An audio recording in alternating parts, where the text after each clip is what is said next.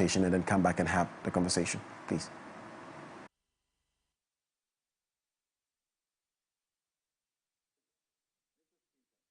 Government has consistently indicated its intention to improve the revenue collection effort by leveraging technology to enhance tax administration, identify and register taxable persons, and improve tax compliance.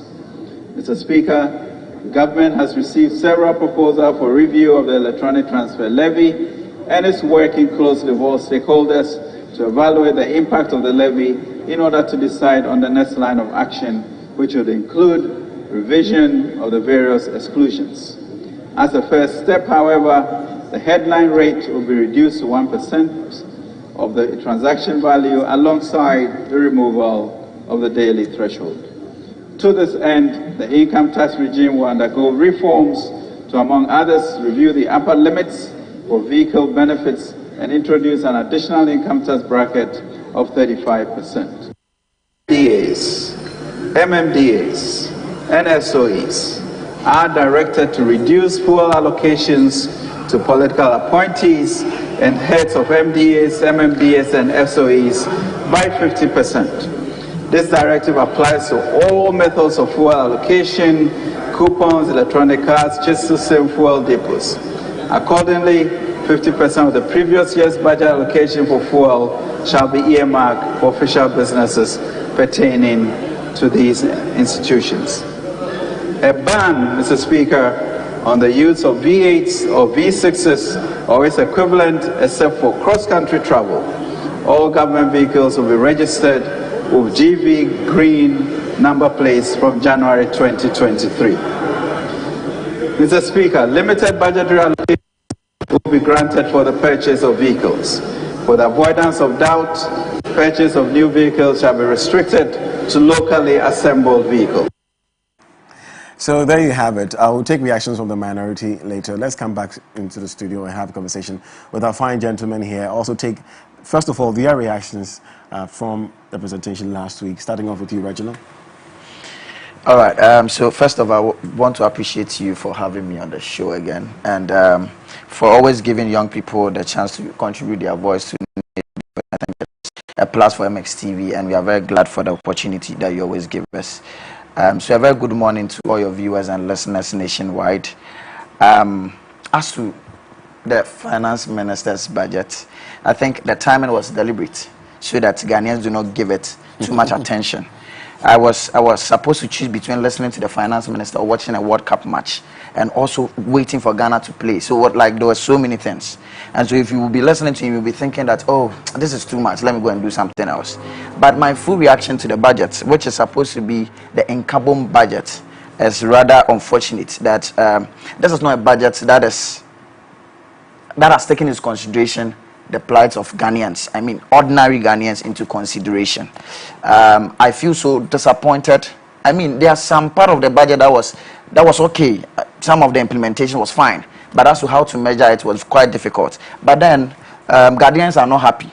And before I came here today, I had to do a survey. That is what took me to visiting your niece. I had a survey, and I had to interview people and get to know from ordinary Ghanaians. I'm going to represent their voice on TV tomorrow. What do they think about the budget? And to me, it is not something that has taken into consideration Ghanaians in a larger perspective. I'll be happy to hear her say and what she has to say about this particular thing. But do you share the same sentiment? Okay, for me, I want to applaud the minister for doing a good work. At least his team and himself has organized, a good budget for us, I would say. But for me, the budget does not help the ordinary Ghanaian.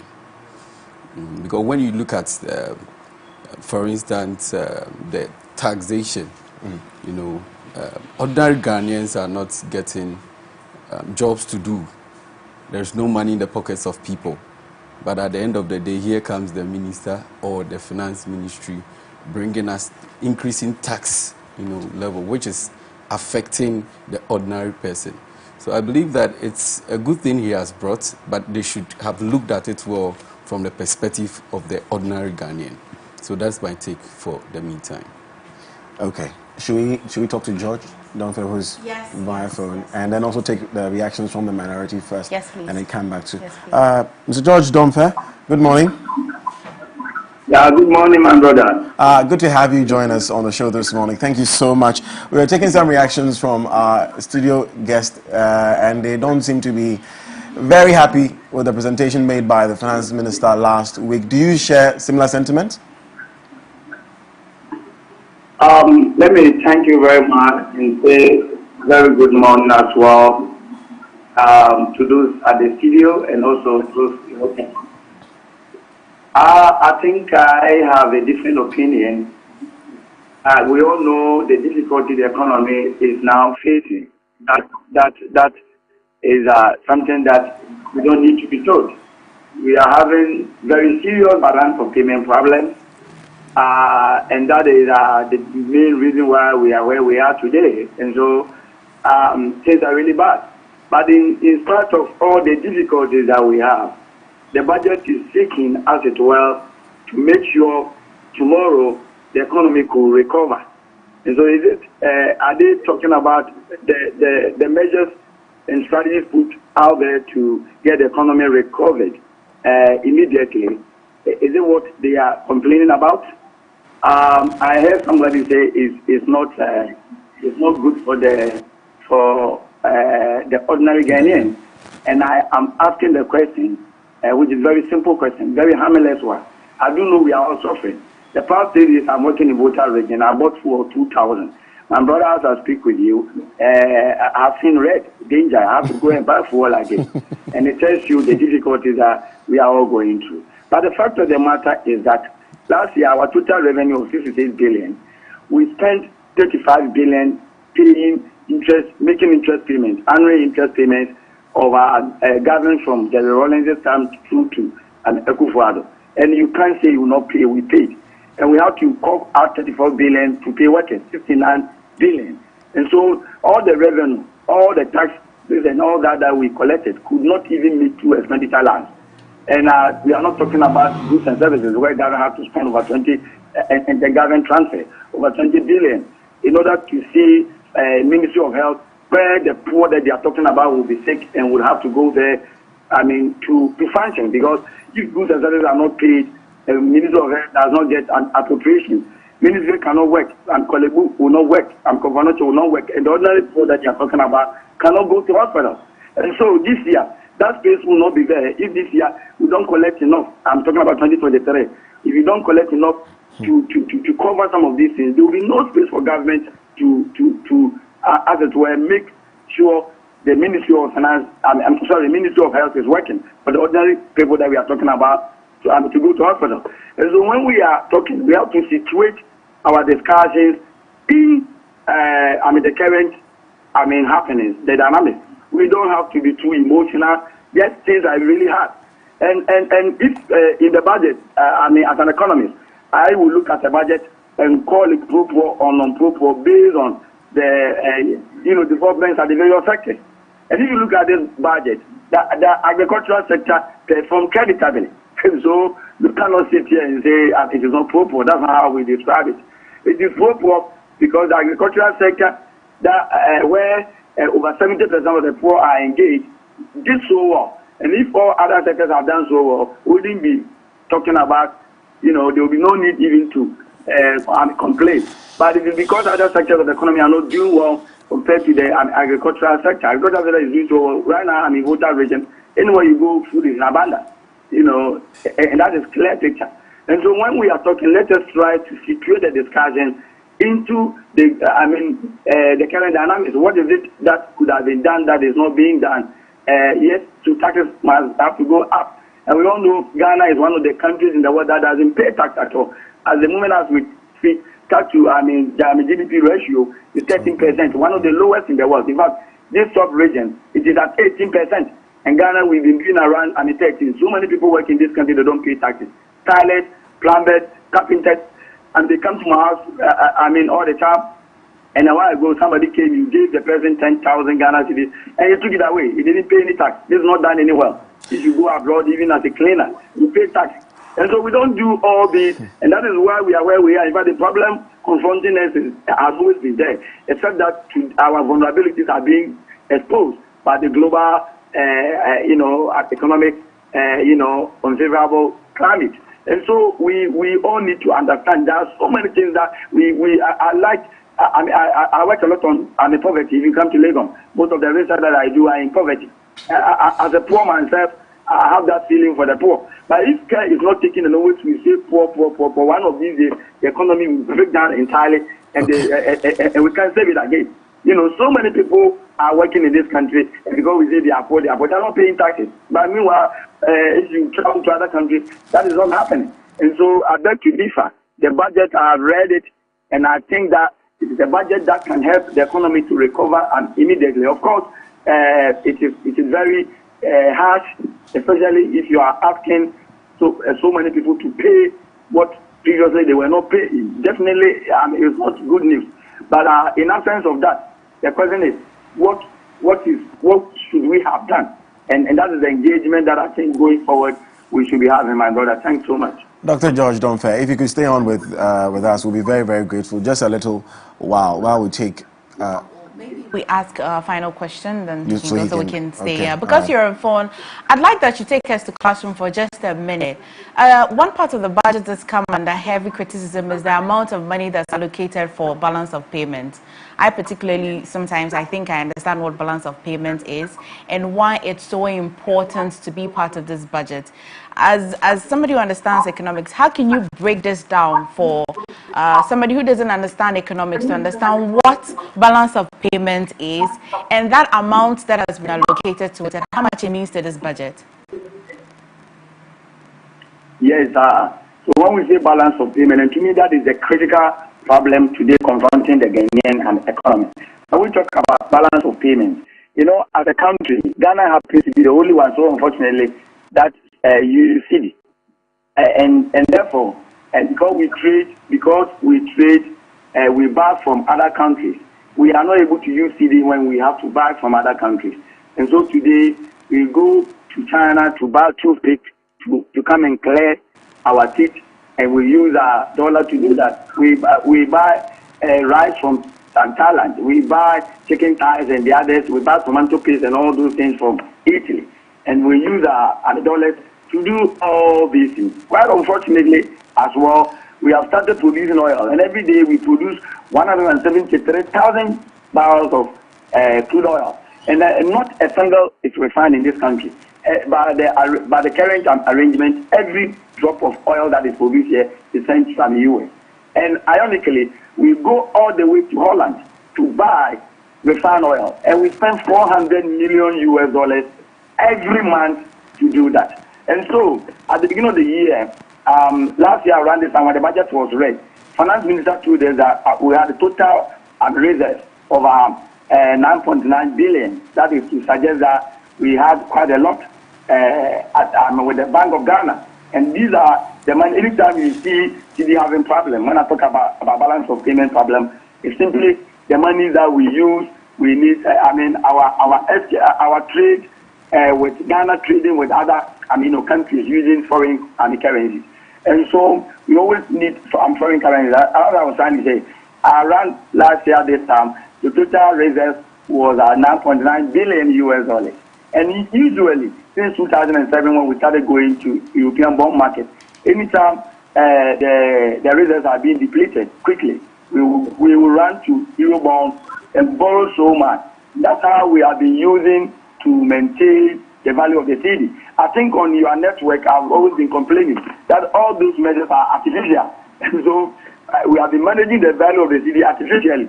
How you do it that you never have problem ever is when you cut your import. You establish more factories in Ghana to produce more of what you use, so you wouldn't need any foreign currency to go and buy to come and consume. And at the same time, while doing that, you're also trying to improve your export base. You try to also go out there and sell. So private individuals could also bring in dollars instead of government always having to go and borrow to boost their reserves. And unfortunately, when we enter the year, U.S. also has a serious problem with its economy. And in its bid to address that problem, they increased the federal discount rate. When they did that, immediately, all capital in the world started flowing to the US, and that affected Ghanaian economy significantly. Not only Ghana, it affected every currency in the world. Indeed, I was checking the records of yen, and the worst performance in 32 years was registered about 2 years, 2 weeks ago. That is Japanese yen, and UK pound since 1972. The value of the pound is always higher than dollar. But about 6 weeks or so ago, almost 3 continuous days, we saw dollar being higher than pounds. And that was the first time in 1972. And that is clearly to tell you that all currencies in the world are now depreciating against dollar because of the one decision that US made. And that started putting pressure on our city. At the beginning of the year, $1 was going for 10 cities, 20 pesos. And so the finance minister was so confident and said that with the results of $9.9 billion that we had, coupled with the fact that they go to bond market anytime to raise bonds, to as it were, boost the results, there was no need for Ghana to go to an IMF. He was so emphatic on that statement. Unfortunately, when all these things happened, by August this year, we saw $1 being exchanged for 8 cedis, 20 pesos. And that's the balance of payment problem that I'm talking about, because if the bank has more reserves and people are taking the money to go outside to import, and it doesn't matter, they will still supply so that the value of the city will stagnate.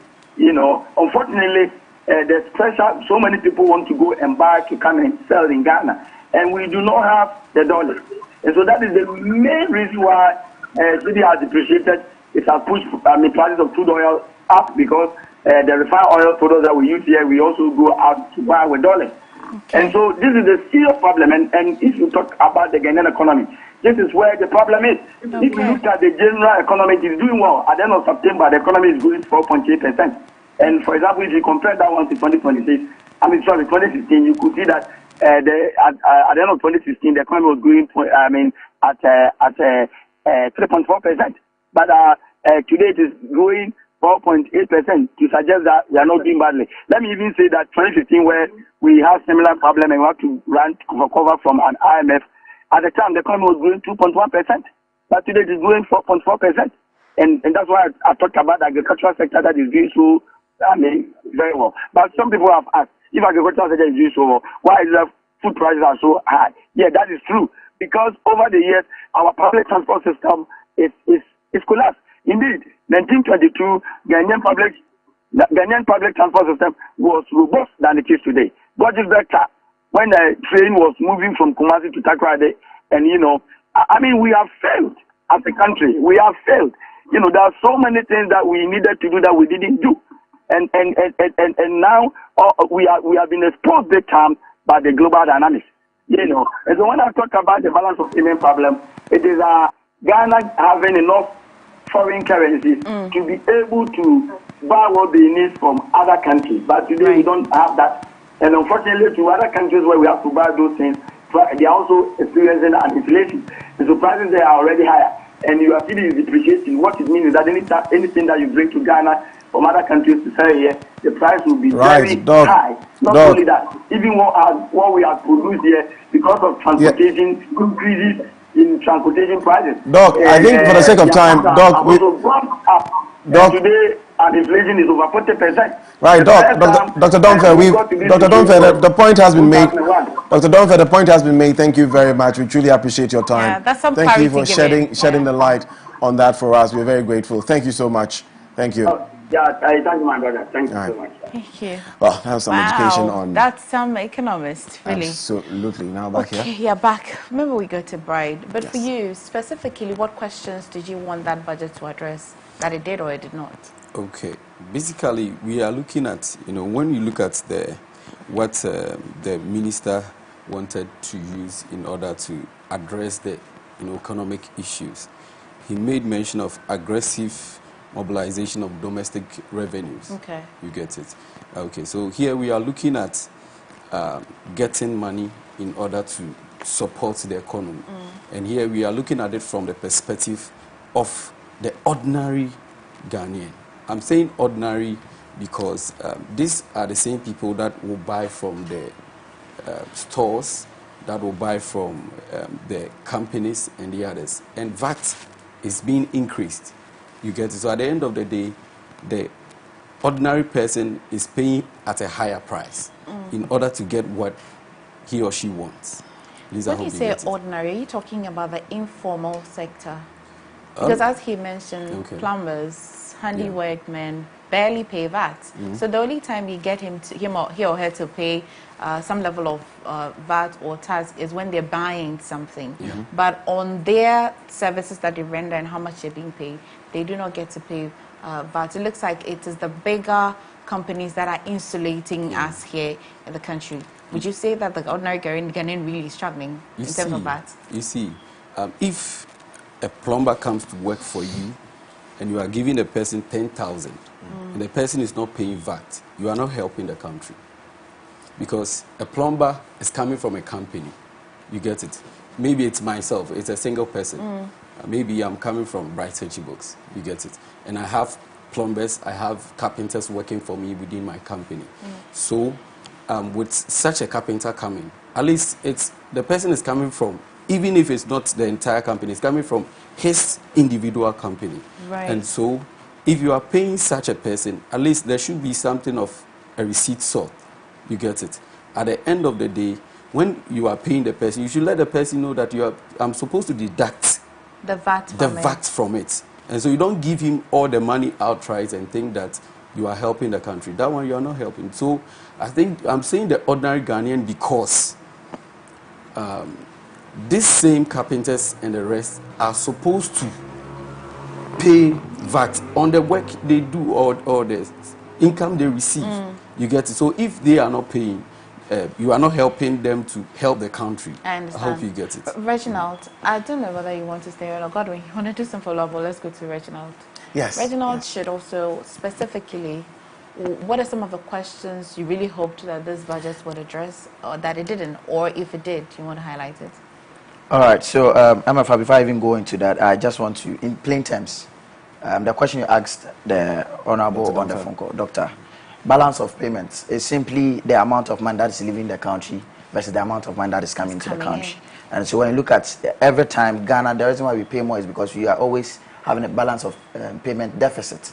And so what it means is that the amount of money that leaves is even more than the one that we are able to realize. That is our importation exceeding our exportation. And to the question that I wanted the minister to answer, or to what I was expecting to see, there has been an increase in cost of living. And so what I was expecting is that the ordinary fraction of the greater majority that are affected by by this high cost of living will also be factored. An example is like the national service personnel who up to now are still earning 559 cedis as allowance for every month. Meanwhile, cost of living is estimated to be at around 75 cedis per day. Then you tell us that you've increased minimum wage rate to an amount I do not even want to mention on this platform because it is a disgrace. Meanwhile, you compare your economy to other economies that are paying huge taxes. Dr. George made mention of the fact that Ghana is one of the countries that pays the least tax. Maybe it can be true, but even if it is true, then and you are comparing it to the other countries that pay higher taxes. These are people who have it reflected, and so if it is reflecting and they are paying, then they are comfortable with paying. Now, it is not only just VAT that has been increased. There has been an increase in vehicle income tax. There has been an imposition of about 15% on some selected products like cigarettes, like some selected liquids have also gotten some form of increment. And all of these things are things that are like, they are so inconsiderate. See, there are other countries up to now who are still benefiting from COVID relief. But you and I live in a country where instead of benefiting from COVID relief fund, we are rather paying the COVID tax. Okay. And we pay 12.5% of VAT already. We pay 2% NHIL. We pay 2% Get Fund. Meanwhile, up to now, students are still not receiving their students' loan. Get Fund is no longer operating, but we are still paying this tax. And so my thing is, we do not have a problem with paying. Our problem is it really reflecting? Because it's not reflecting, we'll complain that we are paying for all these taxes. Reginald, for the sake of our viewers who may not have listened to the finance minister, let's take it one after the other. All the 13 measures he outlined. If I may, please quickly. First of all, he says all All MDAs and MMDAs and SOEs are directed to reduce fuel allocations to political appointees and heads of MDAs, MMDAs, and SOEs by 50%. This directive applies to all methods of fuel allocation, including coupons, electronic cards, chip systems, and fuel depots. I'm not going to go too much into it. Let's take it. The second one is a ban on the use of V8 and V6 or its equivalent except for cross-country travel. Limited budgetary allocation for the purchase of vehicles. For the avoidance of doubt, purchase of new vehicles shall be restricted to locally assembled vehicles. Only essential official foreign travel across government, including SOEs, shall be allowed.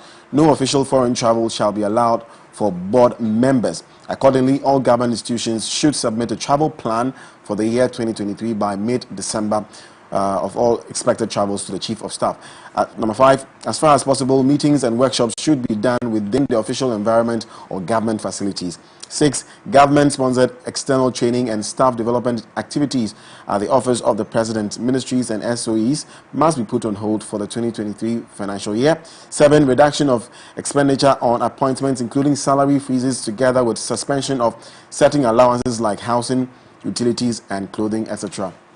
8, a freeze on new tax waivers for foreign companies and review of tax exemptions for free zone mining, oil and gas companies. Number 9, a hiring freeze for civil and public servants. Number 10, no new government agencies shall be established in 2023.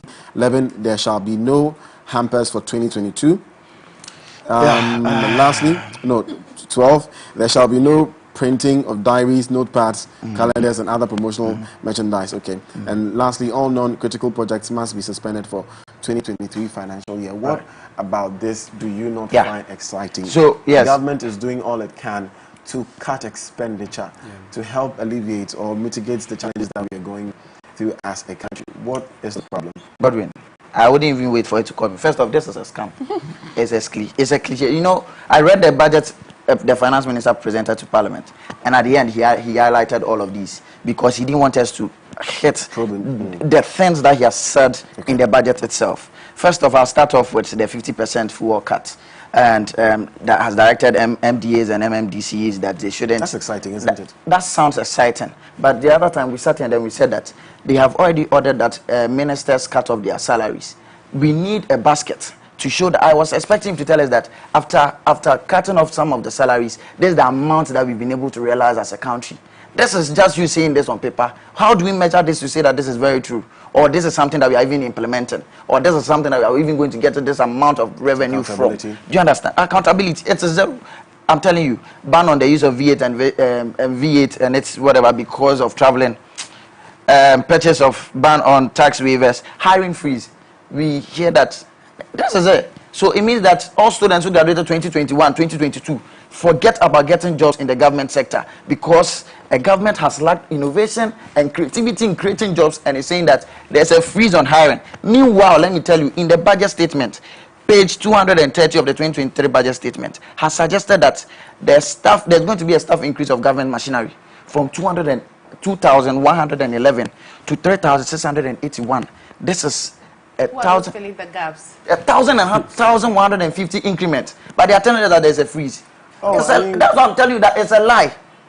Do you understand? They are telling us that there's a freeze in public sector so that students who are graduating, there's no job in government sector. It means that we are wasting our time. It means that there's no hope for us. It means that these students should now look for other means of survival. Meanwhile, the Office of Government Machinery is increasing in number. What is the use? What are they doing? It is not reflecting in our revenue. It is not reflecting in our development. It is not reflecting in anything. But they said there's a freeze. So you see, he didn't want us to see, but I've seen it. And I have caught him red-handed. Yes, I've seen it. Right, did you chance on that, on the budget as well?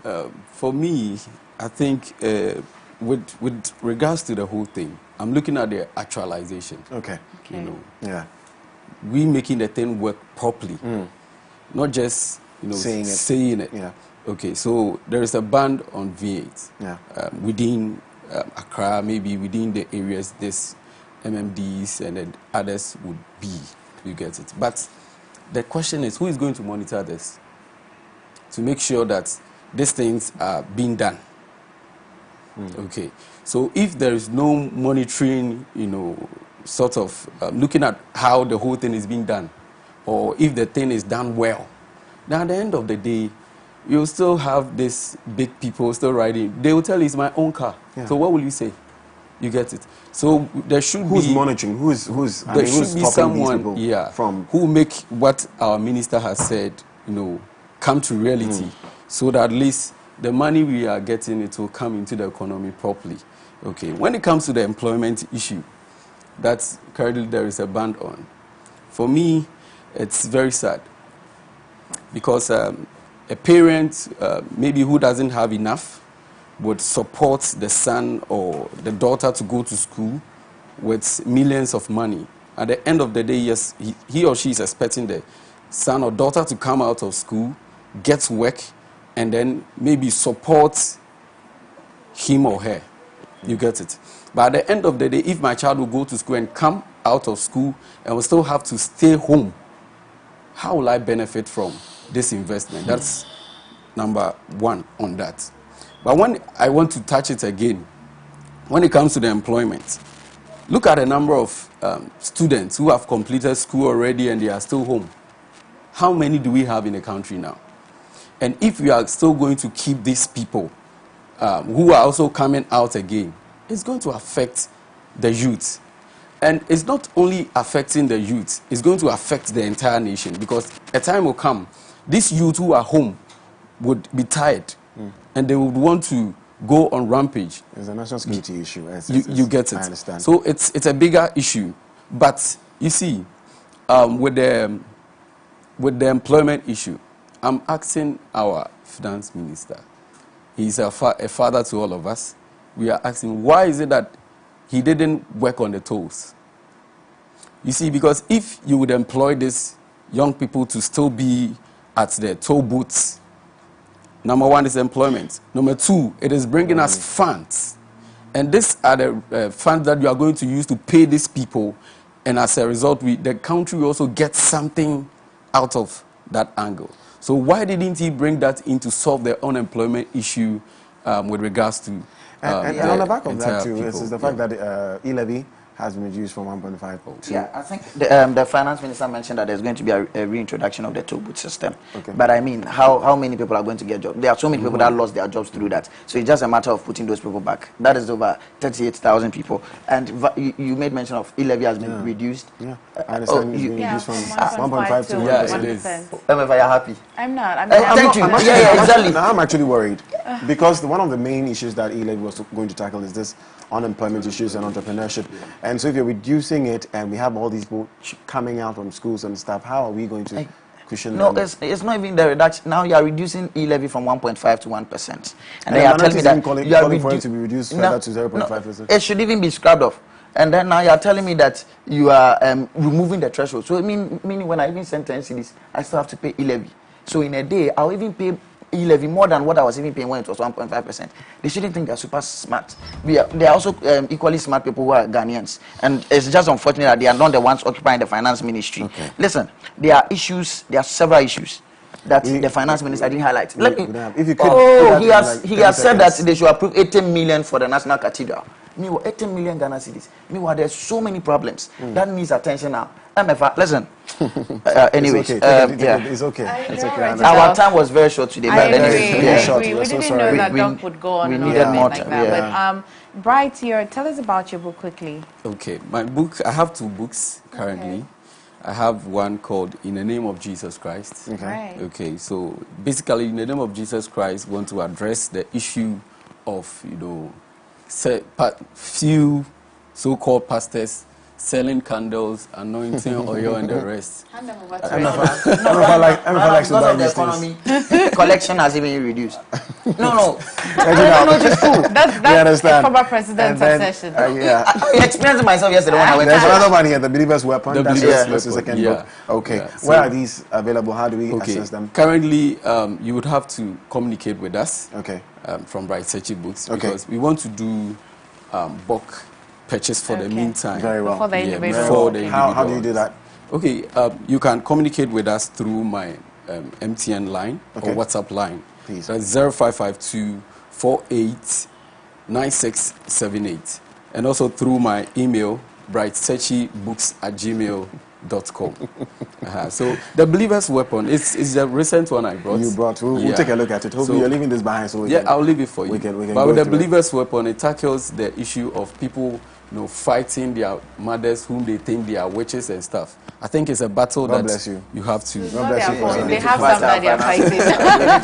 We have to help you by no. We have to help you by using the believer's weapon. Let me say a big thank you to you guys. Reginald Chiesu Boateng is Programs Coordinator at the School for International Training. Bryce Sechi, author, Bright Sechi Books, and Dr. John Donford joined us via phone. He's a Senior Research Fellow and Development Economist at the University of Ghana. So little time for you guys. Hopefully next week we'll have enough time to delve into matters. Thank you so much. Reginald, you on social media as well? Reginald, I have my eyes on you. Yeah, thank you so much. I'm supporting you. All right, thank you. Taking that knees. Yeah, very necessary. All right, guys, thank you for staying with us. Up next, we're having a conversation with the Pentecost Women's Ministry. They have something exciting coming up, and we'll tell you all about it.